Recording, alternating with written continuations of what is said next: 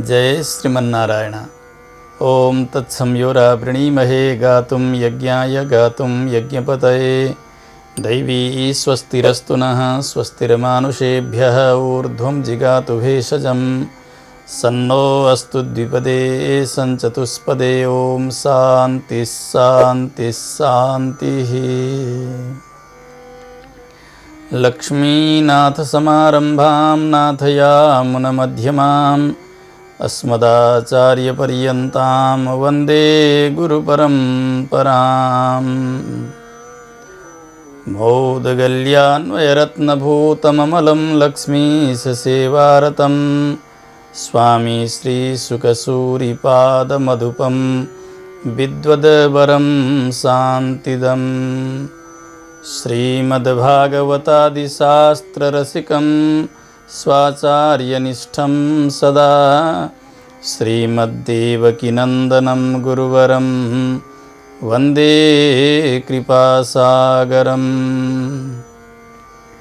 तस्मै रामानुजार्याय नमः परमयोगिने यः श्रुतिस्मृतिसूत्राणाम् अन्तर्ज्वरमसि समत्। ज्ञानानन्दमयं देवं निर्मलस्फटिकाकृतिम् आधारं सर्वविद्यानां हयग्रीवमुपास्महे। आपदामपहर्तारं दातारं सर्वसम्पदां लोकाभिरामं श्रीरामं भूयो भूयो नमाम्यहम्। कृष्णाय वासुदेवाय हरये परमात्मने प्रणतक्लेशनाशाय गोविन्दाय नमो नमः। अखिल हेय प्रत्यनीक कल्याणैकतान श्वेतर समस्त वस्तु विलक्षण अनंत ज्ञानानंदैक स्वरूप परात्पर परब्रह्म परमेश्वर भगवान सर्वेश्वर को अत्यंत ही प्यारो व्रत एकादशी व्रत, जुन व्रतको स्वरूपलाई र महात्म्यलाई क्रमशः श्रवण गर्दै हामी आजका श्रृङ्खलासम्म आइपुगेका छौँ। एकादशी, एकादश शब्दको खास अर्थ हुन्छ 11। 11 चिजलाई आफ्ना अधीनमा गर्न सक्नु, स्वाधीन गर्न सक्नु एकादशी उपवासको तात्पर्य हो भनेर आचार्यहरूले बताउनुहुन्छ। 5 ज्ञानेन्द्रिय, 5 कर्मेन्द्रिय अनि एउटा मन, यी 10 इन्द्रियहरूलाई परिचालन गर्ने मन हो र मनलाई पनि परिचालन गर्ने बुद्धि र बुद्धिलाई पनि परिचालन गर्ने भनेको आत्मा हो। खास गरिकन मनबाट नै व्यक्तिले संकल्प गर्ने अनि उसले चिताए अनुसारले तत् इन्द्रियलाई सक्रिय बनाएर विषय भोग गर्ने। आँखाले रूप हेर्ने, कानले शब्द श्रवण गर्ने, नाकले गन्ध ग्रहण गर्ने, त्यसैगरी त्वक चर्मले स्पर्शलाई ग्रहण गर्ने, रसनाले रसलाई लिने, त्यसैगरी वाक पाणी पाद पायु उपस्थ आदि गरेका यी जो कर्मेन्द्रियहरू छन्, हात गोडा, उसैगरी वाणी भयो, मलद्वार मूत्रद्वार, यी आदि गरेका 5 कर्मेन्द्रियहरू जो छन् तिनीहरू पनि मनले चिताइसकेपछि सक्रिय हुन्छ। यी 10लाई मनले नियन्त्रण गर्दछ र मनलाई पनि नियन्त्रण गर्नुपर्ने हुन्छ। त्यो भने बुद्धिद्वारा हुन सक्दछ। बुद्धि शुद्ध हुनका निमित्त हामीले गरिने आहार, हामीले गरिने तपस्या इत्यादि कारण बन्दछ। हामीले गरेको जो आहार हुन्छ त्यो आहारद्वारा मन बन्दछ। त्यो मन सफा भयो, बुद्धिले भनेको मान्दछ, उसले मन धुमिलो भयो, दूषित भयो, बुद्धिका नियन्त्रणमा त्यो मन हुनै सक्दैन। त्यसैबाट व्यक्ति विषयी बन्दछ। त्यो भोगले गर्दाखेरि उसको पतन निश्चित हुन्छ। जीवात्मा को उन्नति का निमित्त, उसको उज्जीवन का निमित्त यी 11 इन्द्रियहरू मन सहित 5 ज्ञानेन्द्रिय र 5 कर्मेन्द्रिय यिनको नियन्त्रण हुनु आवश्यक रहन्छ। त्यो नियन्त्रण गर्नका निमित्त आहार प्रधान कारण हुन्छ। आहार सात्विक हुनु, आहार रसवर्धक हुनु, आहार शक्तिवर्धक हुनु, यी सबै कुराले इन्द्रियहरू सक्रिय हुने, इन्द्रियहरू शिथिल हुने र इन्द्रियहरूले विषयलाई चिताउने अथवा यी इन्द्रियहरूद्वारा प्रभु सेवा हुने, भगवानको स्मरण हुने, यी सबै चिज आहारमै निहित हुन्छन्। त्यसो हुनाले आहारको व्यवस्थापन यी उपवासहरूले गरेका हुन्छन्। एकादशी यो आहारको एक क्रमलाई छोडेर अनि त्यो विश्रान्ति र फेरि अर्को क्रमलाई प्रारम्भ गर्नका लागिको बीचको सेतु जस्तो मान्नु पर्दछ। चाहे पूर्णतया निराहार रहेको होस् अथवा जलाहार मात्रै गरेको होस् अथवा फलाहार मात्रै गरेको होस् अथवा कोही शुद्ध अल्पाहार गरेको होस्, यी कुनै प्रकारका पनि आहारद्वारा उसले गर्दै गरेको 14 दिनसम्मको आहार, त्यो आहारको एउटा क्रमलाई विश्राम दिएर अनि हाम्रा शरीरका यी पाचन प्रक्रियामा जोडिएका सबै संयन्त्रहरू, ती संयन्त्रहरूलाई फेरि नयाँ प्रकारको आहारद्वारा अथवा अल्पाहारद्वारा अथवा निराहारद्वारा अलिकति विश्रान्ति दिएर शरीरलाई स्वस्थ राख्नका लागि यी उपवासहरूले काम गरेका हुन्छन्। उपवास अत्यन्तै व्यावहारिक अनि वैज्ञानिक भौतिक जीवनका निमित्त पनि अपरिहार्य। उपवास भन्नु, व्रत भन्नु, यो सबै आहारको कमी अथवा आहारलाई त्याग्नु यस तात्पर्यमा बुझ्नु पर्दछ। त्यसो हुनाले प्रत्येक पक्षमा आउने जो एकादशी हुन्छन्, ती एकादशी भनेको 11 इन्द्रियहरूको नियन्त्रणका लागि गरिने उपवास प्रधान हुन् र उपवास नै यसमा मुख्य हो र उपवासबाट इन्द्रियहरूलाई अलि शिथिल गराएर, विषयबाट विरत गराएर तिनै इन्द्रियहरूद्वारा प्रभुको सेवा गर्ने र त्यही मनद्वारा भगवानलाई सम्झने, त्यसका लागि उपवास र उपवाससँग जोडिएका यी क्रियाहरू, ती क्रियाहरू हाम्रा जीवनका लागि अत्यन्तै उपयोगी छन्, जसलाई हामीले महात्म्यका द्वारा श्रवण गरिरहेका छौँ। भगवानलाई नै सम्झने, भगवान नै फलदाता हुनुहुन्छ, भगवान नै धर्म, अर्थ, काम, मोक्ष चारै प्रकारको पुरुषार्थ दिनुहुन्छ भनेर जसरी यहाँ बताइँदैछ, एकादशीले दिने भने पनि एकादशीका प्रधान जो देवता हुनुहुन्छ त्यस्ता भगवानले नै दिने हो फल। एकादशी त एउटा तिथि हो र एकादशीमा गरिने जो उपवास हो एउटा क्रिया मात्र हो। क्रिया त जतिखेर गर्यो त्यतिखेरै नष्ट हुन्छ। फल कसले दिने हो त भन्दा त्यस क्रियाद्वारा प्रसन्न भएका देवताले दिने हो। एकादशीका प्रधान देवता भगवान सर्वेश्वर श्रीमन्नारायण प्रभु नै हुनुहुन्छ।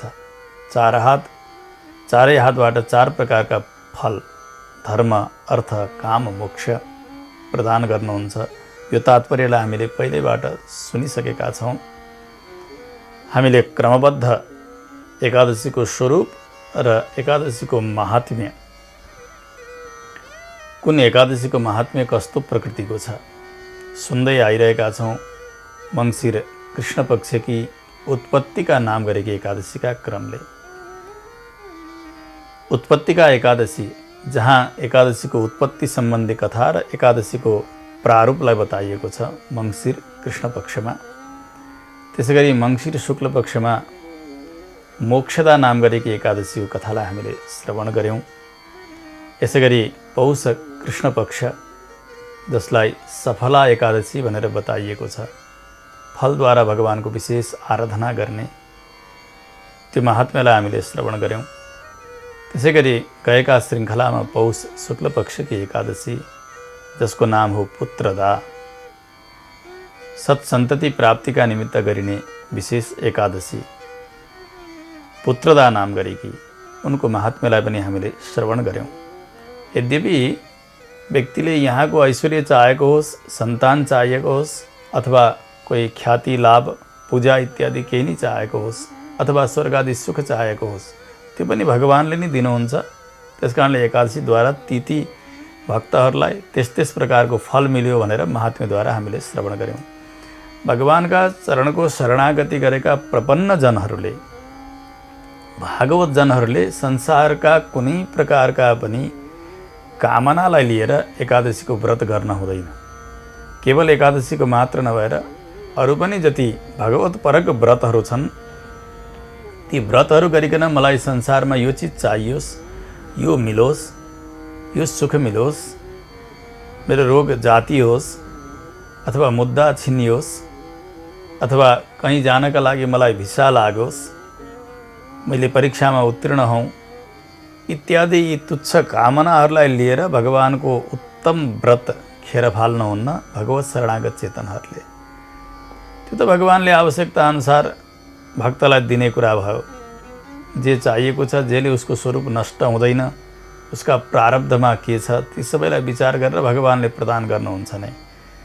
सच्चा भक्तहरूले त भगवानका व्रतहरू गरिसकेपछि केवल भगवान मसँग प्रसन्न हुनुहोस्, भगवान सदैव मुस्कुराउनुहोस्, मैले गरेको यो सेवाद्वारा भगवान हाँसेको मैले देख्न पाऊँ, भगवानको प्रसन्नता मलाई मिलोस्। सन्तुष्टो भव राघव, सन्तुष्टो भव माधव, सन्तुष्टा भव माधवी भनेर जसरी सेवाका अन्तिममा भगवानसँग प्रार्थना गरिन्छ हो, यिनै प्रकारका सन्तुष्टिको मात्रै कामना गरिनुपर्दछ भगवानका भक्तद्वारा एकादशीको उपवास गरिसकेपछि।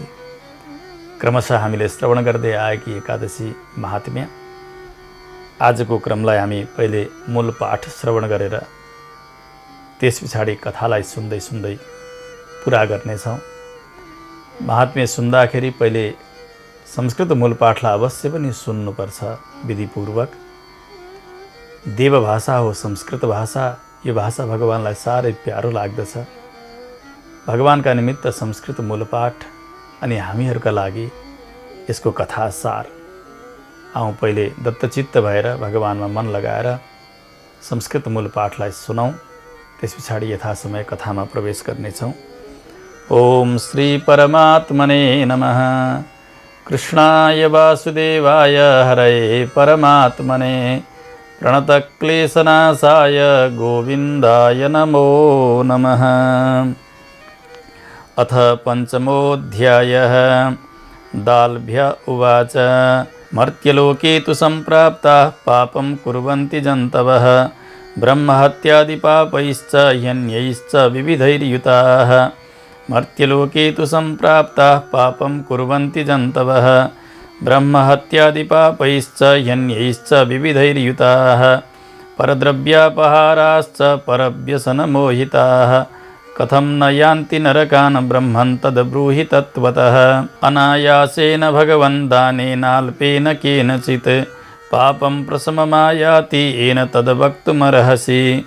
पुलस्त्य उवाच साधु साधु महाभाग गुह्यमेतद् उदाहृतं यन्न कस्यचिदाख्यातं ब्रह्म विष्णुरीन्द्रदैवतैः तदहं कथयिष्यामि त्वया पृष्टो द्विजोत्तम। ततो माघे तु सम्प्राप्ते शुचिस्नातो जितेन्द्रियः कामक्रोधाभिमानेर्ष्या लोभपैशून्यवर्जितः देवदेवं च संस्मृत्य पादौ प्रक्षाल्य वारिणा भूमावपतितं ग्राह्यं गोमयं तत्र मानवः तिलान् प्रक्षिप्य कार्पासं पिण्डकांश्चैव कारयेत् अष्टोत्तरशतं चैव नात्र कार्या विचारणा। ततो माघे च सम्प्राप्ते ह्यादौ चैव भवेद् यदि मूले वा कृष्णपक्षस्यैकादश्यां नियमं ततः गृह्णीयात् पुत्रफलदं विधानं तत्र मे शृणु। देवदेवं समभ्यर्च्य सुस्नातः प्रयतः शुचिः कृष्णनामानि संकीर्त्य क्षुज्रिम्भासु च सर्वदा। रात्रौ जागरणं कुर्याद् रात्रौ होमं च कारयेत् अर्चयेत् देवदेवेशं शङ्खचक्रगदाधरं चन्दनागरुकर्पूरैर्नैवेद्यैः शर्करादिभिः संस्मृत्य नाम्ना च ततः कृष्णाख्येन पुनः पुनः कुष्माण्डैर्नारिकेलैश्च यथवा बीजपूरकैः सर्वाभावेऽपि विप्रेन्द्र सस्तं पूगीफलं तदा अर्घ्यं दत्त्वा विधानेन पूजयित्वा जनार्दनं कृष्ण कृष्ण कृपालो त्वम् अगतीनां गतिप्रदां संसारार्णवमग्नानां प्रसीद परमेश्वर नमस्ते पुण्डरीकाक्ष नमस्ते विश्वभावना सुब्रह्मण्य नमस्तेस्तु महापुरुषपूर्वज गृहाणार्घ्यं मया दत्तं लक्ष्म्या सह जगत्पते ततस्तु पूजयेत् विप्रम् उदकुम्भं प्रदापयेत्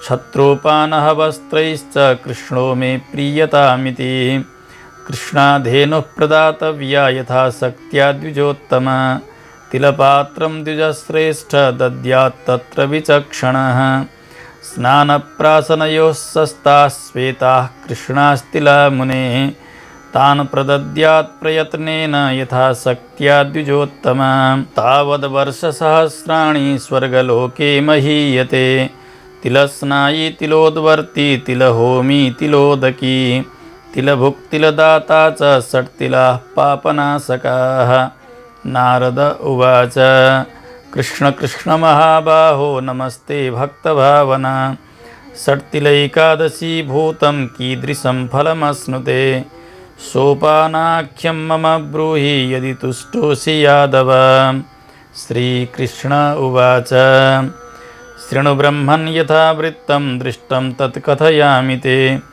मृत्युलोके पुरा यासीद् ब्राह्मणी तत्र नारद व्रतचर्यरता नित्यं देवपूजारता तदा मासोपवासनिरता मम भक्ता च सर्वदा कृष्णोपवाससंयुक्ता मम पूजापरायणा शरीरं क्लेशितं नित्यम् उपवासैर्द्विजोत्तमा दीनानां ब्राह्मणानां च कुमारीणां च भक्तितः गृहादिकं प्रयच्छन्ति सर्वकालं महामतिः अतिकृच्छ्ररता सा तु सर्वकालेषु वै द्विज शुद्धमस्याः शरीरं हि व्रतैः कृच्छ्रैर्न संशयः अर्थिनं वैष्णवं लोकं कायक्लेशेन वै तया न दत्तमन्नदानं हि येन तृप्तिः परा भवेत् एतज्जिज्ञासया ब्रह्मन् मृत्युलोकमुपागतः कापिलं रूपमास्थाय भिक्षापात्रेण याचिता ब्राह्मण्योवाच कस्मात् त्वम् आगतो ब्रह्मन् वद यस्मात् समागतः पुनरेव मया प्रोक्तं देहि भिक्षां च सुन्दरी तया कोपेन महता मृत्पिण्डस्ताम्रभाजने क्षिप्तो यावत्तया देव्या पुनः स्वर्गं गतो द्विज ततः कालेन महता तापसी सुमहाव्रता कदाचित् स्वर्गमायाता व्रतचर्या प्रसादतः मृत्पिण्डस्य प्रभावेण गृहं प्राप्तं मनोरमं सञ्जातं चैव विप्रर्षे धान्यकोशादिवर्जितं गृहं यावन्निरीक्षेत न किञ्चित् तत्र पश्यति तावद् गृहात् विनिष्क्रान्ता ममान्ते चागता द्विज क्रोधेन महताविष्टा त्विदं वचनमब्रवीत् मया व्रतैश्च कृच्छ्रैश्च उपवासैरनेकशः पूजयाराधितो देवः सर्वलोकस्य भावनः न धनं दृश्यते किञ्चित् गृहे मम जनार्दन ततश्चोक्ता मया सा तु गृहं गच्छ यथा गतम् आगमिष्यन्ति सुतरां कौतूहलसमन्विताः देवपत्न्यस्तु त्वां द्रष्टुं विस्मयेन समन्विताः द्वारं नोद्घाटनीयं हि षट्तिला पुण्ययाचनात् एवमुक्ता गता सा तु यदा वै मानुषी तदा अत्रान्तरे समायाता देवपत्न्यश्च नारद ताभिश्च कथितं तत्र त्वां द्रष्टुं हि समागताः द्वारमुद्घाटय त्वं च पश्यामस्त्वां शुभानने मानुष्युवाच यदि द्रष्टुं मया कार्यं सत्यं वाच्यं विशेषतः ददन्तु षट्तिला पुण्यं द्वारोद्घाटनकारणात् एकापि तत्र नावादीत् षट्तिला व्रतनामतः अन्यया कथितं तत्र द्रष्टव्या मानुषी मया ततो द्वारं समुद्घाट्य दृष्टा ताभिश्च मानुषी सातीव सुन्दरी चासीत् नयनानन्दकारिणी न देवी न च गन्धर्वी नासुरी न च पन्नगी दृष्टा पूर्वं मया नारी ईदृशी सा द्विजर्षभा रूपकान्तिसमायुक्ता क्षणेन समपद्यत धनं धान्यं च वस्त्रादि सुवर्णं रौप्यमेव च सर्वं गृहं सुसम्पन्नं षट्तिलायाः प्रसादतः अतितृष्णा न कर्तव्या वित्तसाठ्यं विवर्जयेत् आत्मवित्तानुसारेण तिलान् वस्त्रादिदापयेत्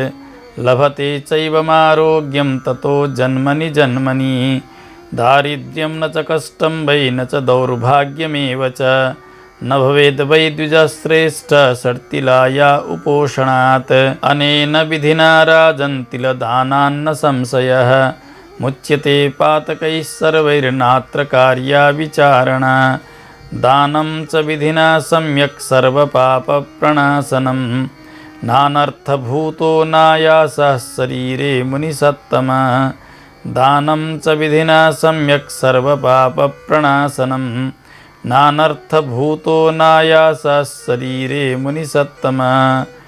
हरिः ओम तत्सद। इति श्रीभविष्योत्तरपुराणे श्रीकृष्णार्जुनसंवादे माघकृष्ण एकादशी षट्तिला माहात्म्यं समाप्तं। श्रीहरये नमः। कृष्णाय वासुदेवाय हरये परमात्मने प्रणतक्लेशनाशाय गोविन्दाय नमो नमः।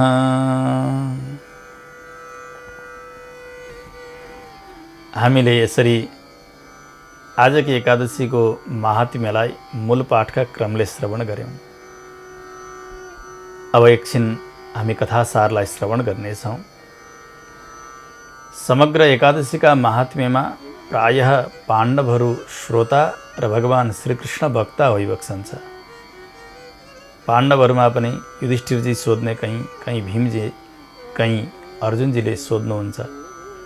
जसले जिज्ञासा गरे तापनि समग्र पाण्डवहरू सबै नै श्रोता भएर बस्नु भएको छ भन्ने नै बुझ्नुपर्छ हामीले।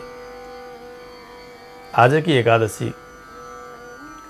एकादशीमा भने वक्ता अर्कै हुनुहुन्छ अनि श्रोता पनि अर्कै हुनुहुन्छ।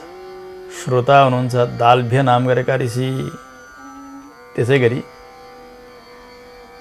वक्ता हुनुहुन्छ पुलस्त्य नाम गरेका ऋषि। दाल्भ्य र पुलस्त्य यहाँहरूको मुख्य संवाद र यसभित्र फेरि एक उपसंवादका साथ आजकी एकादशीको महात्म्य सम्पन्न हुन्छ। पहिले दाल्भ्य ऋषिले सोध्नुभयो, गुरुदेव मर्त्यलोके तु सम्प्राप्ताः पापं कुर्वन्ति जन्तवः ब्रह्महत्यादि पापैश्च ह्यन्यैश्च विविधैर्युताः। मर्त्यलोकमा आएका प्राणीहरू, त्यसमध्ये पनि मनुष्य योनिमा आएका प्राणीहरू यहाँ आइसकेपछि अनेक पाप गर्दछन्। ब्रह्महत्या पनि यसै शरीरबाट हुन्छ, र सुरापान होस् अथवा गोहत्या होस्, भ्रूण हत्या होस् अथवा मन, वचन र कर्मले गरिने जति पनि ठुला खालका अपराधहरू छन्, साना अपराधहरू छन्, भर्खरै गरिँदै गरेका अथवा प्राचीन, यी सबै कोटिका अपराधहरू व्यक्तिले गर्दै जान्छ। अर्काको सम्पत्ति हरण गर्ने, त्यसै गरी अर्काका पुरुषमा अथवा अर्काकी स्त्रीमा मन लगाएर व्यभिचार गर्ने, अरू पनि जति अपराधहरू शास्त्रले भनेका छन् ती सबै अपराधहरू गरिरहेको हुन्छ व्यक्तिले। कोही पुण्य कर्म गर्न लाग्दा पनि पुण्य कर्मका बीचमा पनि अनेक अवान्तर अपराधहरू बनिरहेका हुन्छन्। कहीँ कीटकमिलाहरू मरिरहेका हुन्छन्, कहीँ मनमा कुभावना आइरहेको हुन्छ, कहिलेकाहीँ बाणीबाट शब्दापराध बनिरहेको हुन्छ, अरूलाई बिज्ने प्रकारका शब्दहरू अथवा अश्लील शब्दहरू मुखबाट उच्चारित भइरहेका हुन्छन्। त्यस्ता व्यक्तिहरू सबै नरक जान्छन् भनेर शास्त्रले आज्ञा गर्नुभएको छ। अपराध अनुसारको नरक उसले भोग गर्नुपर्दछ। तर प्रभु, जानेर होस् नजानेर होस्, अपराध गर्यो ऊ विवश भएर गरेको होस्, उसले नरक नजानुपर्ने चाहिँ कुनै उपाय छ कि छैन? कथम न यान्ति नरकान ब्रह्मन तद ब्रूहि तत्वतः। मानिसको स्वभाव नै हुन्छ गल्ती गर्ने, अपराध गर्ने। तर उसले मैले अपराध गरेँ भनेर जानेर त्यो अपराधको प्रायश्चित्त गरिकन होस् अथवा कुनै पनि साधनलाई समाएर होस्, नरक जाँदै नजानुपर्ने चाहिँ केही त्यस्तो उपाय छ भने आज्ञा होस्। थोरै कुनै दान गरेको होस् अथवा कुनै प्रकारको व्रत गरेको होस्, त्यो व्रतले उसले कमाएका अपराधहरू नष्ट भएर जाउन्, त्यस्तो केही विधि छ भने आज्ञा होस्। पुलस्त्य ऋषि दाल्वेलाई सम्बोधन गर्दै भन्नुहुन्छ, दाल्व्य, अत्यन्तै सुन्दर प्रश्न तपाईँले गर्नुभएको छ। अति गोपनीय रहस्यलाई यो प्रश्नले उद्घाटन गरिरहेको छ। आजसम्म कुनै पनि देवताहरूले, चाहे ब्रह्मा, चाहे शङ्कर, चाहे विष्णु, चाहे इन्द्र आदि गरेका देवताहरू कसैले पनि यो रहस्यको उद्घाटन गर्नुभएको छैन, कसैले कसैलाई बताउनु भएको छैन। त्यस्तो विशेष रहस्य म आज तपाईँलाई बताइरहेको छु, सुन्नुहोस्। हे ब्राह्मण देवता, माघ महिना आइसकेपछि व्यक्तिले प्रारम्भबाटै विधिसँग स्नान गर्नुपर्दछ। यसै त कोही सात्विक व्यक्तिले अरू बेलै पनि स्नान गर्नुपर्दछ। स्नान नगरिकन नित्यकर्महरू बन्दैनन्। स्नान गर्ने, आफ्नो वर्णाश्रम मर्यादा अनुसारले सन्ध्यावन्दन गर्ने, आफ्ना इष्टदेवको पूजा गर्ने, यी कर्महरू सबै क्रमशः हुन्छन्। पहिलो हो स्नान। सधैँ स्नान गर्नुपर्दछ। त्यसमा पनि माघको स्नानलाई विशेष स्नान भनेर बताइएको छ। माघ महिना आइसकेपछि विधिसँग स्नान गरोस्। इन्द्रियहरूलाई आफ्ना अधीनमा गर्न प्रयास गर्ने, काम, क्रोध, अभिमान, ईर्ष्या, त्यसै गरी अर्कालाई यसरी उचाल्ने, यसको कुरा उता लगाइदिने, उताका कुरा यता लगाइदिने, जसलाई चुगुलखोरी भनिन्छ, यसरी गर्ने जो अपराध हो त्यो अपराध पनि नगरेर, काम क्रोध आदिलाई पनि जितेर, अभिमानलाई पनि जितेर भगवान सर्वेश्वर नारायणको आराधना गर्नुपर्दछ, जो देवताका पनि देवता हुनुहुन्छ। विशेष गरिकन स्नान सकिसकेर आफ्नो नित्यकर्म सम्पन्न गरिसकेपछि भगवानका सेवामा बस्ने बेलामा पुनः एकपटक आफ्ना गोडालाई पखाल्ने, चिसो बनाएर भिजाएर अनि गएर अरू कार्यमा लाग्ने। त्यसमा सबैभन्दा पहिलो कार्य के हो भने गाईले जब गोब्र्याउन लाग्दछिन् त्यसबेला भुइँमा त्यो गोबर झर्न नदिइकन हातमा थापेर अथवा कुनै पात्रमा, शुद्ध पात्रमा, पातमा अथवा हातमा, वस्त्रमा, कुनै पनि शुद्ध चिजमा थापेर त्यो गोबरलाई सङ्ग्रह गरेर राख्ने। माघ महिनामा आज होस्, भोलि होस्, साँझमा होस्, दिउँसो होस्, जति बेला गाईले गोबर दिँदै हुन्छन् उस समयमा गएर थाप्नु पर्दछ। 108 पिण्ड गोबरका बन्नका लागि जति गोबरको आवश्यकता पर्दछ त्यति नै सङ्ग्रह गर्नुपर्दछ। गोबर गाईबाट बन्दछ। गाई होलिस्टेन, जर्सी आदि गरेका यिनीहरूलाई गाई कोटीमा शास्त्रले राख्नु भएको छैन। न यिनीहरूको व्यवहार गाईको जस्तो हुन्छ, न आवाज गाईको जस्तो हुन्छ, न उनीहरूबाट प्राप्त हुने गव्यहरूले गाईबाट मिल्ने गव्य जस्तो कुनै औषधको काम गर्न सक्दछ, केही नै सक्दैन। त्यसो हुनाले शुद्ध गाई, जसलाई लोकल गाई भन्छौँ हामी, त्यस्ता गाईको गोबर सङ्ग्रह गर्ने। अनि अब माघको कृष्णपक्ष प्रारम्भ भएको छ। एकादशी आउनुभन्दा केही दिन प्रारम्भबाटै गोबर सङ्ग्रह भइसक्यो। अब त्यो आलो गोबर नसुकिकन त्यसमा तिल मिसाउँदै जाने, तिलमा त्यो गोबर मोल्ने, मोलिसकेर त्यसलाई गोला गोला पिण्डहरू तयार गर्ने, डल्ला बनाउने। 108 सङ्ख्या बनाउनु पर्दछ। अनि त्यो जब सुक्न लाग्दछ एकादशी तिथि आउन्जेलसम्ममा सुकेर अग्निमा हवन गर्दाखेरि त्यो जल्न सक्ने अवस्थाको बनेको हुनुपर्दछ। त्यसलाई सङ्ग्रह गरेर एकादशीका दिन प्रातः जसरी स्नान गर्ने, सन्ध्या गर्ने, भगवानको आराधना गर्ने जसरी बताइएको छ त्यसै गरिकन सेवा सम्पन्न गर्नुपर्दछ। दशमीका दिन गर्ने नियमहरू पनि पहिले बताए झैँ सम्झिनुपर्दछ। भगवान सर्वेश्वर श्रीहरिका नामहरूको सङ्कीर्तन गर्नुपर्दछ। केवल सहज अवस्थामा कीर्तन गर्ने मात्र होइन, हाच्छिउँ आएका बेलामा अथवा भोक लागेका बेलामा होस्, शरीरमा कष्ट भएका बेलामा होस्, उठ्दा होस्, बस्दा होस्, भगवानको नाम लिने अभ्यास गरेको हुनुपर्दछ। हाई आयो भने पनि त्यस बेला पनि भगवानको नाम। एकादशीका दिन भगवानको नाम सङ्कीर्तन गर्दै गर्दै दिन बिताइयो, भगवानको मन्त्रको जाप गरेर, भगवानको आराधना गरेर रात बिताउने कसरी भन्दा रात्रौ जागरणं कुर्यात् रात्रौ होमं च कारयेत् अर्चयेत् देवदेवेशं शङ्खचक्रगदाधरम्। भगवान सर्वेश्वर श्रीमन्नारायण प्रभु शङ्खचक्र गदा पद्मधारी हुनुहुन्छ। त्यस्ता चतुर्बाहु स्वरूपलाई सम्झेर शालग्राम सेवाको अधिकार भएकाले भगवान सर्वेश्वर शालग्रामलाई नै साक्षात् चतुर्बाहुका रूपले सम्झिएर त्यसमा अधिकार नभएका व्यक्तिहरूले भगवानको चतुर्बाहु स्वरूपको चित्रपट फोटो राखेर त्यहाँ सेवा गर्ने, अर्घ्य पाद्य आचमन धूप दीप नैवेद्य आदि सबै प्रकारका उपचारहरूबाट सेवा गरिसकेपछि रात्रिमा जागरण बस्ने। तर आजकी एकादशीको रात्रिमा भने जागरण बस्दा त्यो 108 सङ्ख्या बनाइएको गोबर त्यसमा तिल मिसाइएको छ हो विधिवत अग्निस्थापना गरेर पूर्वाङ्ग हवन सकिसकेपछि भगवानको मन्त्रको अनुसन्धान गर्दै ती एक एक गोबरका ती गुइठाहरू, ती डल्लाहरूले हवन गर्नुपर्दछ विधिपूर्वक। भगवान नै इष्टदेव हुनुभएपछि भगवतपरक मन्त्रहरू, विष्णुपरक मन्त्रहरू, चाहे द्वादशाक्षरी मन्त्र होस्, अष्टाक्षरी मन्त्र होस्, षडक्षरी मन्त्र होस्, अष्टादशाक्षरी मन्त्र होस्, जो भगवान विष्णुलाई प्रधान इष्टका रूपले, प्रधान उपास्यका रूपले बताउने मन्त्रहरू, त्यस्ता मन्त्रहरूको अनुसन्धान गर्दै गर्दै स्वाहा स्वाहा उच्चारण गरेर रात्रिका समयमा हवन गर्नुपर्दछ।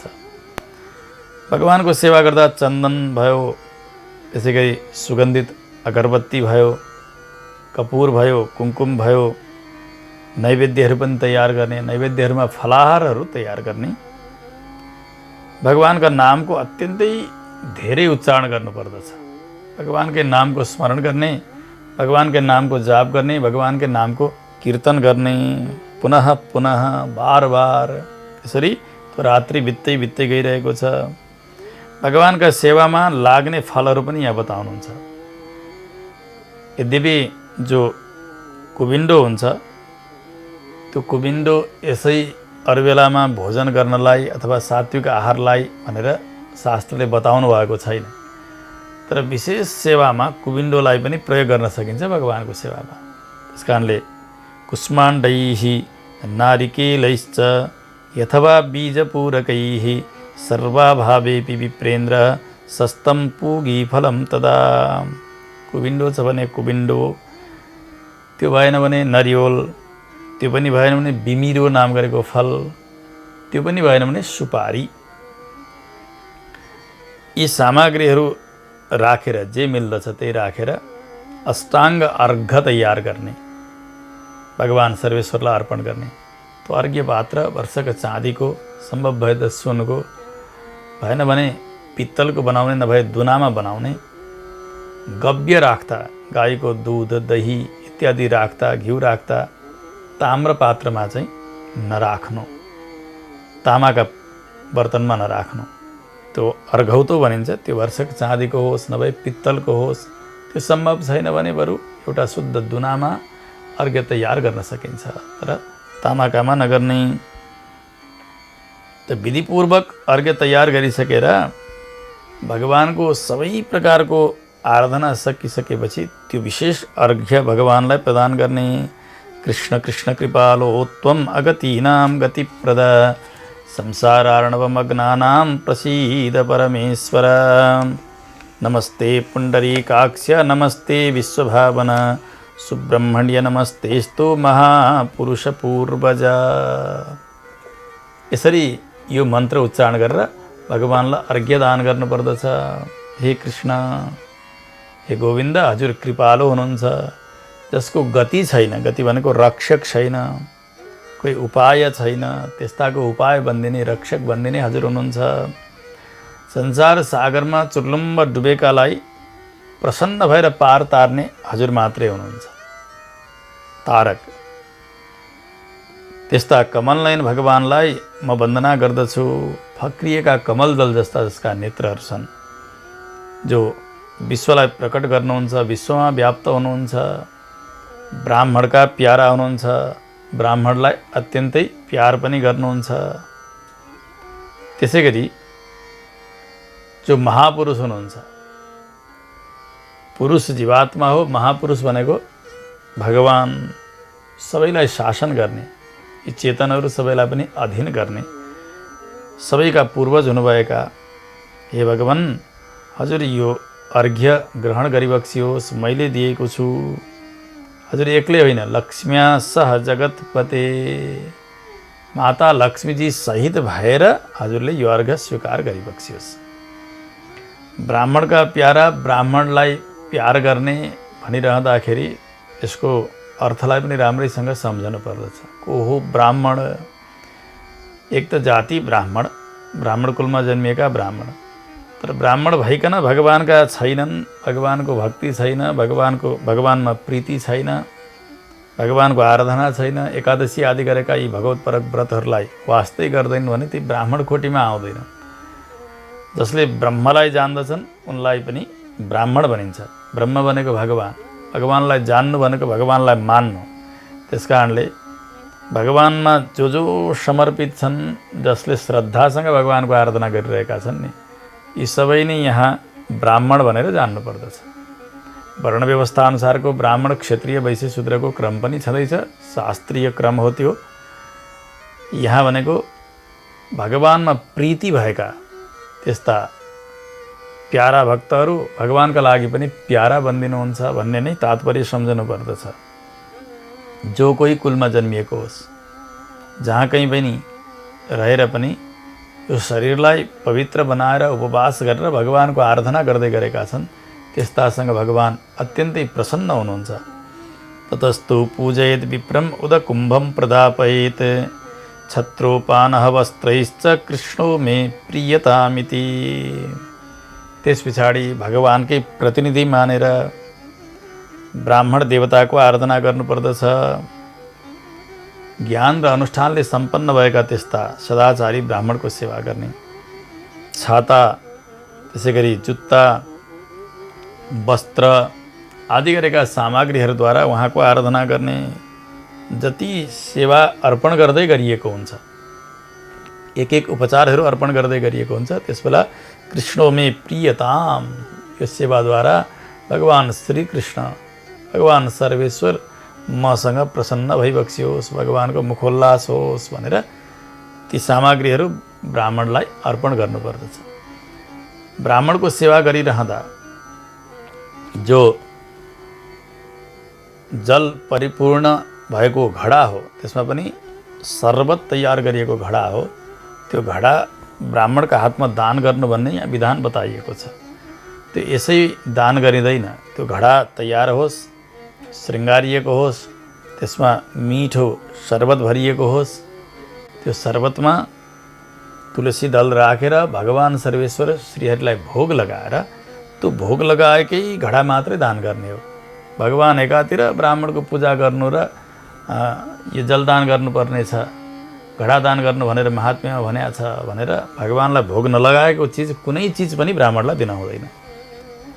तात्पर्य के हो कि ब्राह्मण स्वयं यहाँ जनार्दन बनेर आउनुभएको छ, स्वयं श्रीकृष्ण बनेर आउनुभएको छ, भगवानको प्रतिनिधि बनेर आउनुभएको छ भने भगवानलाई अर्पण गरिसकिएका सामग्रीहरू मात्रै ब्राह्मणलाई अर्पण गर्नुपर्दछ।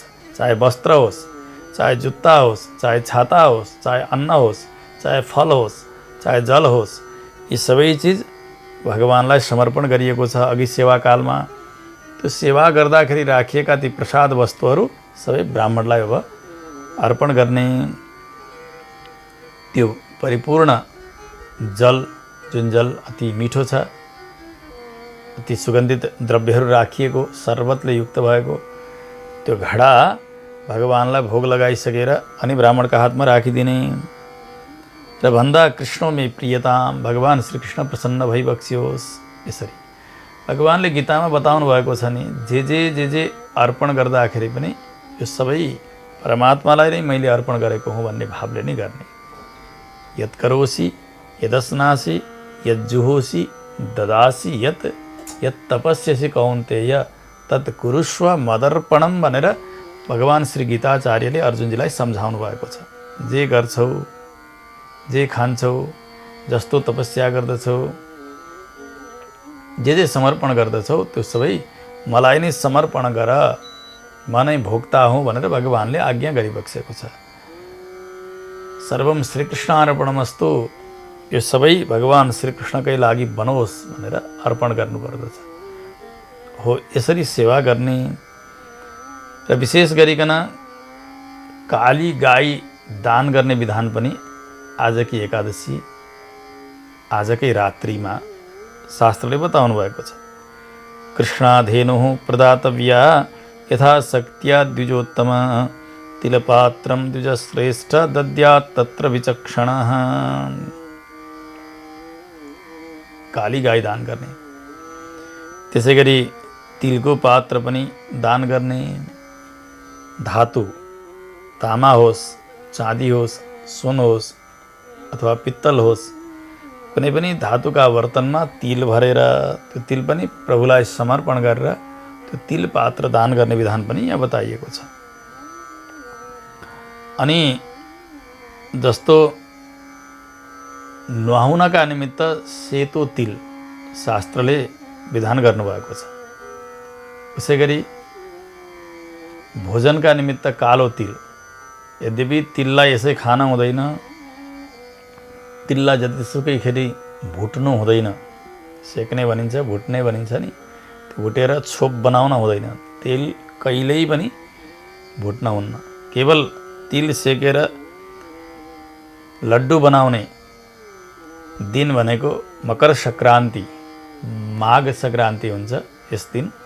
र यो सड्तिला एकादशीको व्रत गर्दाखेरि भगवानलाई भोग लगाउन बनाइने यी लड्डुहरू, खास गरिकन मकर सङ्क्रान्तिमा विधिसँग सक्करमा, सक्करका पाकमा तिलका लड्डु तयार गरिएको छ र त्यसलाई शुद्ध पात्रमा राखिएको छ, उच्छिष्ट बनाइएको छैन, त्यसबाट निकाल्दै खाँदै गरिएको छैन। त्यो बनाइएको डब्बालाई सुरक्षित राखिएको छ भने हो तिनै लड्डुहरू आजकै एकादशीका दिन भगवानलाई भोग लगाउँदा हुन्छ। अरू दिन तिललाई यसरी भुटेर, तिललाई छोप बनाएर अचार इत्यादिमा लगाउनु हुँदैन। शास्त्रमा धेरै ठाउँ निषेध पाइन्छ। तिल जुन दिन खानु भनेर बताइएको छ त्यस दिन खाँदाखेरि दोष लाग्दैन। अनि खानका लागि कालो तिल, दानका लागि सेतो मिले पनि कालो मिले पनि दुवै शास्त्रमा बताइएको छ।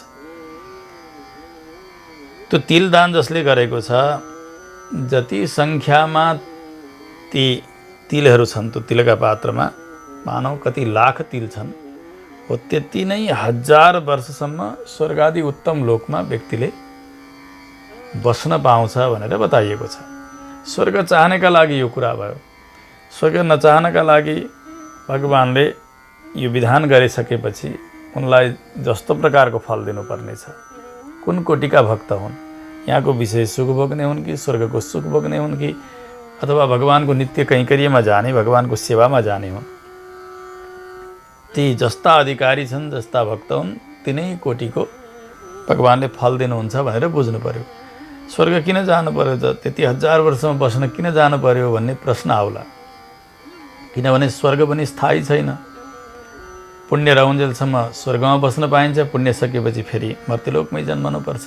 तेतम भुक्त्वा स्वर्गलोकम विशालम क्षीणे पुण्य मर्त्यलोकम विशन्ति। भगवान्ले गीतामा यही नै बताउनु भएको छ। हामीलाई स्वर्ग चाहिएको छैन भन्ने भने पनि यो जो अराउनु भएको छ त्यो गर्नुपर्दछ। त्यसबाट उनलाई स्वर्ग भगवान्ले दिनुहुन्न, त्यहाँभन्दा माथि अरू के दिनुपर्ने छ त्यही नै दिनुहुन्छ। यसरी बुझ्नुपर्दछ। तिलस्नायी तिलोदवर्ती तिलहोमी तिलोदकी तिलभुक तिलदाता च षट्तिला पापनाशकाः। 6 प्रकारका तिलहरू भनेको 6 क्रमले प्रयोग गरिने तिलहरू, जसलाई षट्तिला भनेर बताइन्छ। के हुन् तिनीहरू भन्दा एउटा हो तिलस्नायी, तिलद्वारा स्नान गर्ने। अर्को हो तिलोदवर्ती, तिलको त्यो बुकुवा बनाएर पिना, त्यो पिना बनाएर त्यसले स्नान गर्ने पनि शास्त्रमा विधान छ। त्यसै गरी तिलहोमी, तिलको हवन गर्नु।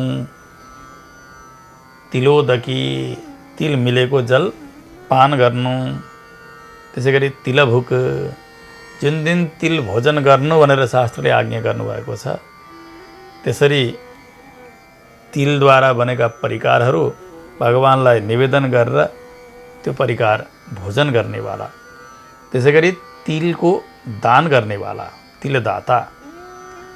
यी 6 प्रकारले तिल प्रयोगमा पनि आउँछन् र यी 6 प्रकारले तिल प्रयोग गर्ने जो व्यक्तिहरू छन्, ती सबै प्रकारका व्यक्तिहरूको पाप नष्ट हुन्छन् भनेर शास्त्रले बताएका छन्।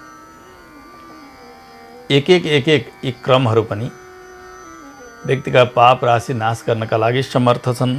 चाहे तिलले स्नान गरेको होस्, चाहे पिनाले स्नान गरेको होस्, चाहे तिलको हवन गरेको होस्, त्यसै गरी तिल मिलेको जो पानी हो त्यो पिएको होस्, अथवा विधिसँग तिलको भोजन गरेको होस्, अथवा तिलको दान गरेको होस्, ऊ अतिशय पुण्यात्मा हुन्छ र उसका कुनै पनि प्रकारका पापहरू रहँदैनन्। जब यति भन्नुभयो पुलस्त्यले दाल भेलाइ। त्यस पछाडि एउटा आख्यान ल्याएर सुनाउनु भयो तालभ्य। एक समय भगवान् श्रीकृष्णसँग नारदजीले केही जिज्ञासा गर्नुभएको थियो। जुन जिज्ञासा तपाईँले आज गर्दै हुनुहुन्छ कि सबै प्रकारका पापहरू नष्ट गर्नका लागि कुन उपवास गर्नुपर्दछ, कुन व्रत गर्नुपर्दछ भनेर तपाईँले जिज्ञासा गर्नुभएको छ, यसको समाधान भगवान्ले गरिदिनु भएको छ। एक समय नारदजी भगवान्को दर्शनका लागि पुग्नुभयो, प्रणाम गर्नुभयो, स्तुति गर्दै भन्नुभयो, प्रभु कृष्ण कृष्ण महाबाहो नमस्ते भक्तभावना षट्तिलैकादशी भूतं कीदृशं फलमश्नुते सोपाख्यानं मम ब्रूहि यदि तुष्टोसि यादव। हे यादव, हे प्रभु, हजुर महाबलशाली हुनुहुन्छ, हजुर भक्तका हृदयमा विराजमान हुनुहुन्छ, भक्तलाई कहिल्यै त्याग्नुहुन्न र भक्तका प्यारा पनि हुनुहुन्छ। षट्तिला नाम गरेकी एकादशीको फल कुन प्रकारको हुन्छ त्यसको उपाख्यान सहित मलाई आज्ञा होस् भनेर आजकी एकादशीका विषयमा नारदजीले भगवान् श्रीकृष्णसँग जिज्ञासा गर्नुभयो। भगवान्ले भन्नुभयो, नारदजी सुन्नुहोस्, शृणु ब्रह्मन् यथावृत्तं दृष्टं तत् कथयामि ते मृत्युलोके पुरा ह्यासित ब्राह्मणी तत्र नारद। षट्तिला एकादशीका सन्दर्भमा एउटा कथा प्रसिद्ध छ। एक समय मृत्युलोकमा एक ब्राह्मणी रहन्थिन्, अत्यन्तै तपस्या गरेर रहन्थिन्, व्रतचर्यालाई पालन गरेकी छन्, नित्य भगवानको सेवा गरेकी छन्। 1 महिनासम्म केही नखाइकन उपवास गरिन् उनले। मेरी भक्ता थिइन्, मलाई नि सर्वस्व मान्दथिन्, मदेखि अतिरिक्त अरू कोही देवतालाई जान्दिनथिन् उनी। कृष्णोपवास संयुक्ता मम पूजा परायणा शरीरम क्लेशितम नित्यम उपवासैर द्विजोत्तम। मेरा निमित्त भनेर उनले व्रत गरिरहेकी थिइन्, मेरै पूजा गरिरहेकी थिइन्। व्रत गरिरहने, केही नखाने अनि पूजामा लागिरहने गर्नाले उनको शरीर सुकेको छ, अत्यन्तै दुब्ली बनेकी छन्। ब्राह्मणहरूका अरूका जति जो कुमारीहरू हुन् अथवा ब्राह्मण कुमारहरू हुन् जसले वेद पाठ गरेका छन्, वेद पढेका छन्, सदाचारमा रहेका छन्, त्यस्ता ब्राह्मण ब्राह्मणीहरूलाई अथवा ब्राह्मण कुमार ब्राह्मण कुमारीहरूलाई बोलाइकन अनेक प्रकारको दान गर्दथिन् उनी अति भक्तिसँग। कसैलाई घर बनाएर दिन्थिन्, कसैलाई अन्नदान गर्दथिन्, कसैलाई वस्त्रदान गर्दथिन्। यसरी गर्दै गर्दै गइन्। तपस्याका प्रभावले उनको शरीर अति शुद्ध भएको छ, अति पातलो पनि भएको छ। सबै हुँदै गयो। अब शरीर चल्न डुल्न नसक्ने अवस्थाको हुन लागिसकेको छ। सबैलाई सबै प्रकारको दान गर्थिन्, तर कोही वैष्णवजन आएर केही मागे भनेदेखि उनका लागि भने केही नै दिन्नथिन् उनले। अर्थिनम वैष्णवम लोकम काय क्लेशेन वैतया न दत्तम अन्नदानम हि येन तृप्ति परा भवेत्। कोही ब्राह्मण आए, भोकाएर आएका छन्, उनी वैष्णव पनि छन्, भोजनको अपेक्षा गर्दछन्, किनभने यिनले त सब चिज दिइरहेकी छन्, अवश्य पनि भोजन दिन्छन् ओली भनेर आउँदाखेरि भोजन उनले दिएनन्, अन्नदान गरिनन्। सबै दानद्वारा व्यक्ति तृप्त हुँदैन। एउटै दान हो भोजन दान, जुन दानद्वारा भने व्यक्ति तृप्त हुन्छ। कुनै चिज दान गरिदिनु, त्यो दान लिनेलाई कस्तो लाग्छ भने अरू दिए हुन्थ्यो नि, अरू दिए हुन्थ्यो नि, अरू पाए हुन्थ्यो नि जस्तो लाग्दछ। वस्त्र दान गर्नलाई अझै अरू दिए हुन्थ्यो, अझै राम्रो दिए हुन्थ्यो। अरू कुनै वस्तुहरू दान गरेका छन् भने अरू दिए हुन्थ्यो। पैसा दान गर्ने अरू झन् धेरै दिए हुन्थ्यो, त्यस्तो लाग्दछ नि व्यक्तिलाई। कहिल्यै तृप्ति हुँदैन, अझै अझै अझै बढेर गइरहेको हुन्छ यसको अपेक्षा, सन्तुष्टि हुँदैन। अरू दानद्वारा एउटै दान हो अन्नदान, भोजन दान। भोकाएकालाई राम्रो आसन राखिदिनु, राम्रो थालीमा मिठो अन्न तयार गरेर उनलाई रुचिपूर्वक भोजन गराउनु। भोजन गर्दै गर्दै गर्दै गइसकेपछि उनले भन्छन् भो अब मलाई पुग्यो। भो गराउने दान भनेको केवल अन्नदान हो, भोजन दान हो। त्यस्तो परातृप्ति गराउने यो भोजन दान भने यिनी गरिरहेकै छैनन्। त्यसमा पनि वैष्णवलाई बडा कुतूहल भयो मलाई मनमा, नारदजी। त्यस पछाडि म पनि गएँ, एक ब्राह्मण बनेर वैष्णव वेशमा कापिलम रूपमा स्थाय भिक्षा पात्रेण याचिता। जटाधारी बनेर गएको छु, भिक्षा पात्र लिएर गएको छु। गएर मैले भिक्षान देही भिक्षा दिनुहोस्, हे ब्राह्मणी मलाई भिक्षा दिनुहोस् भनेर मागे। भगवान श्रीकृष्ण नारदजीलाई सुनाउँदै हुन्छ यो कथा। ब्राह्मणीले भनिन् कस्मात् त्वम् आगतो ब्रह्मन् वद यस्मात् समागतः पुनरेव मया प्रोक्तं देहि भिक्षां च सुन्दरी। उनले भनिन् कस्मात् त्वम् आगतो ब्रह्मन्, हे ब्राह्मण तपाईँ किन आउनुभयो यहाँ? मैले अरू केही नदोहोऱ्याइकन भने देवी देहि भिक्षां च सुन्दरी, सुन्दरी मलाई भिक्षा देऊ, मलाई भिक्षा देऊ मात्रै भने। उनी सोध्दै गइन्, मैले भने मलाई भिक्षा देऊ। भिक्षा पात्र अगाडि छ। अत्यन्तै रिसाइन्। रिसाएर दौडेर गइन्, गएर एउटा माटाको ढेला उठाएर ल्याएर मेरो त भिक्षा पात्रमा हालिदिनु उनले। यति बुझ्नु थियो।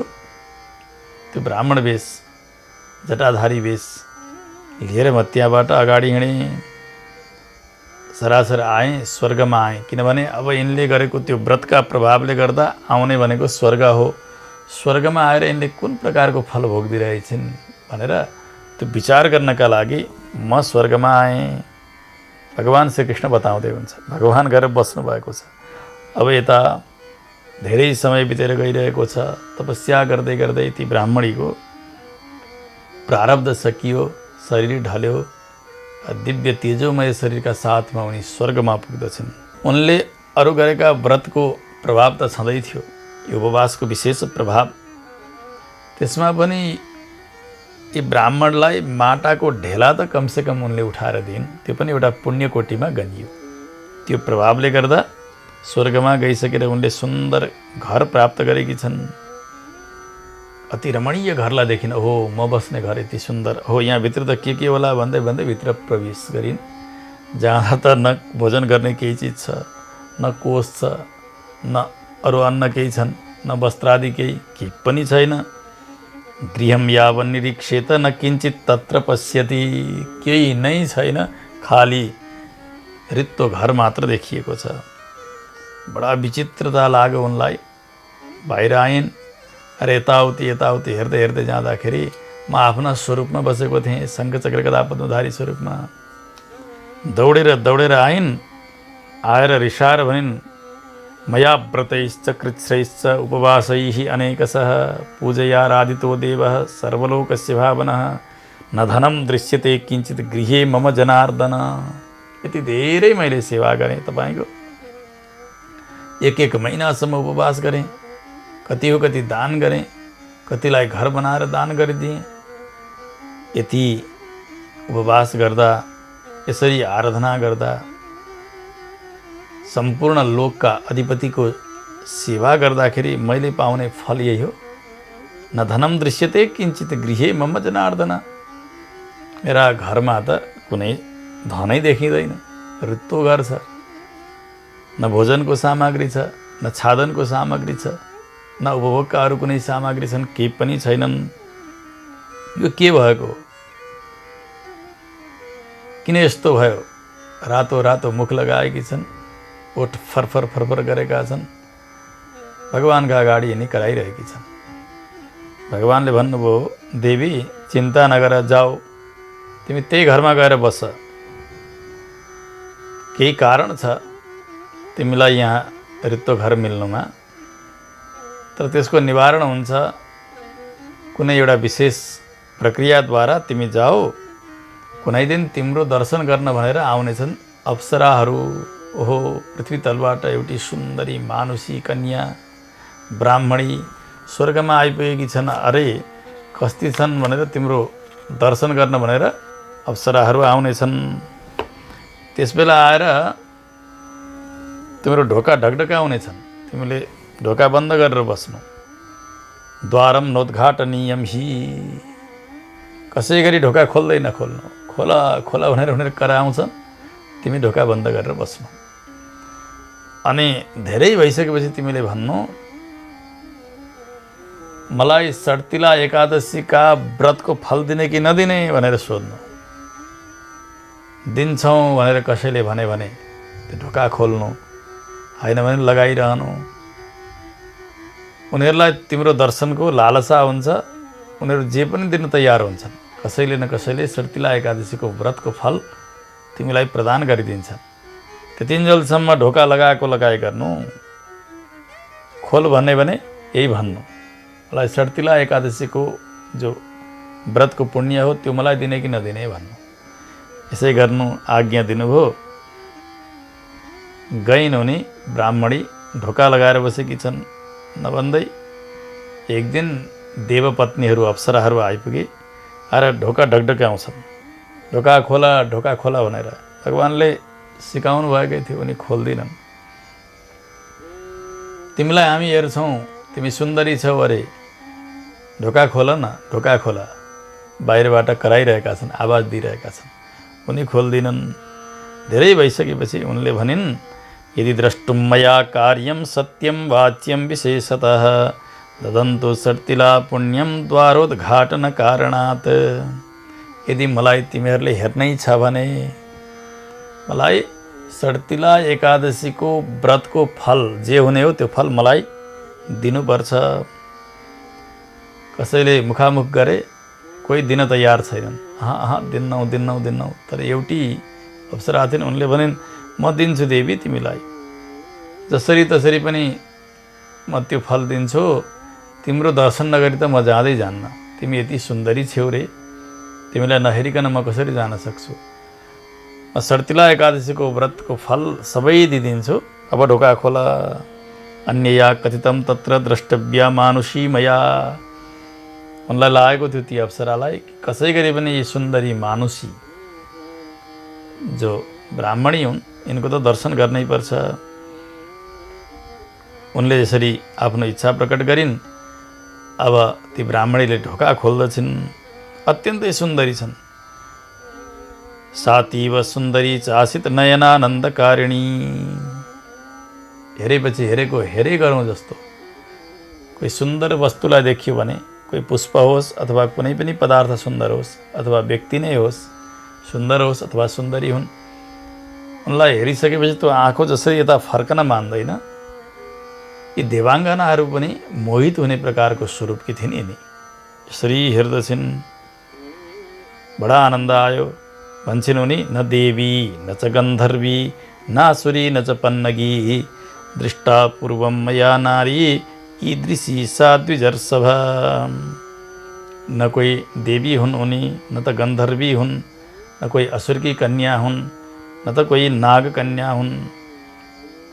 आजसम्म यस्ती नारी कहिले मैले देखेकै थिइनँ भनेर उनी मनमा नै भनिरहेकी छन्। त्यस्तो भयो हे नारदजी। त्यस पछाडि तिनको रूप त अझै सुन्दर बन्दै गएको रहेछ। अब सर्तिला एकादशीको प्रभाव छँदै थियो। एक क्षणमै त्यति सुन्दरी बनेकी छन्। त्यो घरभित्र धन दौलत, अन्न वस्त्र, सुन चाँदी, अरू पनि विलासिताका लागि जे चाहिने हो नि सबै प्रकारका सामग्रीहरू एकाएक भरिए। तात्पर्य के हो भने सर्तिला एकादशीले यी सबै प्रकारको फल दिनुहुन्छ। एकादशीले दिनु भनेको भगवानले प्रदान गर्नुहुन्छ। सर्तिला एकादशीको प्रभाव यति धेरै छ। माटाको ढेला दान गरेर गएकी, वहाँ गएर रित्तो घर पाएकीले पनि वहाँ गएर भगवानले बताए अनुसारले देवाङ्गनाबाट सर्तिला एकादशीको फल चाहँदाखेरि यो मिल्यो भने हामीले झन् श्रद्धासँग यहाँ गर्ने हो भने भगवानको आराधना गर्ने विधिसँग तिलपात्रको दान गर्ने, तिल हवन गर्ने, त्यो तिल मिसिएको जो गोबर हो त्यसद्वारा भगवानका नामद्वारा गर्ने, कीर्तन गरेर बस्ने, वैष्णवजनहरूको सेवा गर्ने, जलदान गर्ने, वस्त्रदान गर्ने, त फल दान गर्ने, आफूले सके अनुसारको सबैभन्दा ठुलो दान भनेको यो मन दान हो। यो मन प्रभुका चरणमा समर्पण गर्न सकियो, भगवानका प्रेमीजनहरूका चरणमा यो मनलाई समर्पण गर्न सकियो भने सबैभन्दा ठुलो दान हुन्छ। यो आफूसँग केही पनि छैन भने जल अन्न फल जे जति जुटेको छ त्यही नै दान गर्ने, केही छ भने भए अनुसारले गर्ने। अति तृष्णा न कर्तव्य वित्त साठ्यम विवर्जयेत। सर्तिला एकादशीले सबै प्रकारको ऐश्वर्यलाई प्रदान गर्नुहुन्छ, तर यति हो कि छैन भने मन दान गर्ने, छ भने वित्त साठ्य नगर्ने। सम्पत्ति छ तर मसँग कहाँ छ र, के गर्नु र, कहाँ सक्छु र मैले। यस प्रकारले व्यक्तिले आफ्नो बाणीमै दरिद्रता ल्यायो भने एक दिन त्यो दरिद्र हुन्छै हुन्छ। आज पनि छैन भने छ, कहाँ छ र मसँग भने छ, भोलि पनि भन्दा भन्दै 100औं पटक जपेपछि त्यो मन्त्र हुन्छ, त्यो मन्त्र सिद्ध हुन्छ। भगवानले त्यसलाई नहुने नै बनाइदिनुहुन्छ। त्यसो हुनाले हामीसँग जे जुटेको छ, जसो जुटेको छ त्यसले भगवानको सेवा गर्ने, सेवा गरिएका ती पदार्थहरू भगवानका प्रसाद, ती प्रसादहरू भागवतजनहरूलाई, वैष्णवजनहरूलाई, भगवानका प्रेमीजनहरूलाई वितरण गर्ने र भगवानको नाम लिएर बस्नु, यही त हो। त्यसो हुनाले सम्पत्ति भइकन दान नगर्नु, यसलाई भन्छ वित्त साठ्य। त्यो गर्न हुन्न। आत्मवित्तानुसारेण तिलान वस्त्रादि दापयेत लभते चैवम आरोग्यम ततो जन्मनि जन्मनि। यो आख्यान भगवान श्रीकृष्णले नारदजीलाई सुनाइसकेपछि नारदजी र श्रीकृष्ण भगवानको संवादलाई यहाँ पुलस्त्य ऋषि दालबेला श्रोता बनाएर सुनाइरहनु भएको छ। शास्त्रले के भन्छन् भने दानम शक्त्यनुसारतः, दान कति गर्ने, यो गर्नु त्यो गर्नु उ गर्नु भने धेरै बताए पनि आफ्नो शक्तिलाई हेरेर दान गर्नु। शक्तिलाई नाघेर दान गरियो, ऋण गरेर दान गरियो भने त्यो काम दिँदैन। ऋण गर्नु नै पनि एउटा अपराध हो। शास्त्रले के भन्छन्, ऋण लिनु, ऋण गर्नु यो पनि एउटा पापकोटीमा आउँछ। त्यसो हुनाले आफूसँग जे छ, जस्तो जुट्न सक्छ श्रद्धासँग त्यही दान गर्ने। आत्मवित्तानुसारेण, आफूसँग भए अनुसार तिल दान गर्ने, वस्त्र दान गर्ने। यसो गर्ने हो भने आरोग्य मिल्दछ, स्वास्थ्य लाभ हुन्छ, जन्म जन्ममा भगवानको भक्त बन्दछ व्यक्ति। कुनै जन्ममा पनि उसलाई दारिद्र्य दुःखले समाउँदैन। दारिद्र्यम न च कष्टम वै न च दौर्भाग्यमेव च न भवेद वै द्विजश्रेष्ठ शर्तिलाया उपोषणात्। शर्तिला एकादशीको व्रत गर्ने त्यस्ता व्रतालु कुनै जन्ममा गए पनि दरिद्र बनेका छैनन्, कष्ट छैन, दुर्भाग्य छैन उनका लागि, सर्वत्र मङ्गलै मङ्गल हुन्छ। त्यसो हुनाले हे दालभ्य, यस प्रकारले तिलदान गर्नु शर्तिला एकादशीका दिन। तिलदान र तिलकै अत्यधिक प्रयोग गरिने भएको हुनाले षट तिला भनेर बताइएको छ। 6 प्रकारले तिलको प्रयोग गर्ने भनेर अघि जसरी बताइयो। तिलस्नायी एउटा, त्यसै गरी तिलभुक एउटा, तिलोदवर्ती एउटा, तिलहोमी एउटा, त्यसै गरी तिलोदकी एउटा। यसरी तिल दान गर्ने एउटा, तिलको भोजन गर्ने एउटा, तिलको हवन गर्ने एउटा, तिल मिलिएको जल पान गर्ने एउटा, तिलको बुकुवाले स्नान गर्ने एउटा, यी आदि क्रमले जो व्रत गर्दछ व्यक्तिले, षट्तिला भनेर यसलाई बताइन्छ। यस्ता व्रतालुलाई पनि षट्तिलाको व्रतालु जो हो, षट्तिला व्रती हो, उसलाई यी प्रकारको फल मिल्दछ। जति सकिन्छ त्यसरी गर्ने। अनेन विधिना राजन तिलदानान् न संशय मुच्यते पातकै सर्वैर्नात्र कार्या विचारणा। षट्तिला एकादशीलाई विधिसँग सम्पन्न गर्यो भने उसका सारा पापहरू नष्ट भएर जान्छन्। यसमा कुनै विचार गर्ने आवश्यकता छैन। तिलदानकै महत्त्व हो षट्तिला एकादशीका दिन। यसरी गर्ने हो भने सबै प्रकारका पाप नाश हुन्छन्, कुनै प्रकारको अनर्थ हुँदैन, शरीरमा कुनै प्रकारको आयास गलन पनि हुँदैन। यहाँ रहँदा पनि ऊ आनन्दसँग रहन्छ। यहाँबाट जाँदा पनि उसले उत्तम गति प्राप्त गर्दछ, भगवानको प्यारो बन्दछ। यस प्रकारको षट्तिला एकादशीको महात्म्यलाई आज हामीले श्रवण गऱ्यौँ। हामी पनि धन्य छौँ। माघ महिनामा तिलद्वारा भगवानको आराधना, तिलदान, भगवानको सेवा यो गर्ने अवसर हामीलाई भगवानले प्रदान गर्नुभएको छ।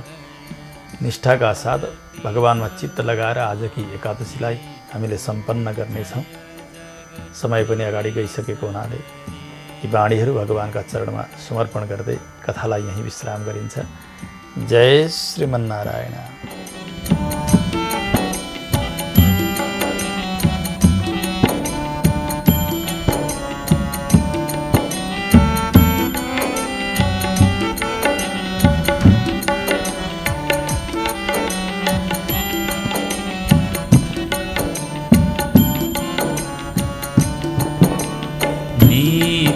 निरञ्जन निर्मल कारण विना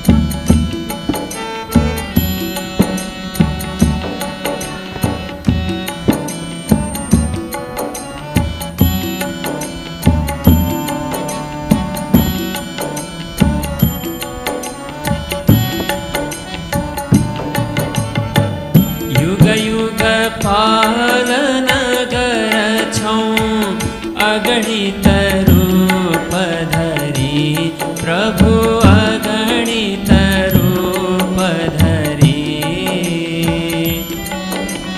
लीलामय रस विग्रह लीलामय रस विग्रह करुणामूर्ति हरि ॐ जय जगदीश हरे समता शान्ति प्रदायक सज्जन हितकारी प्रभु सज्जन हितकारी चरण शरणव पाऊँ चरण शरणव पाऊँ प्रभु भव भय हरि ॐ जय जगदीश हरे संयम सुर सरिता को अविरल धार बहोस प्रभु अविरल धार बहोस जति जति जन्म भये पनी जहाँ जहाँ जन्म भये पनी प्रभु माँ प्रेम रहोस ॐ जय जगदीश हरे प्रेम सहित शुभ आरती जस लेनी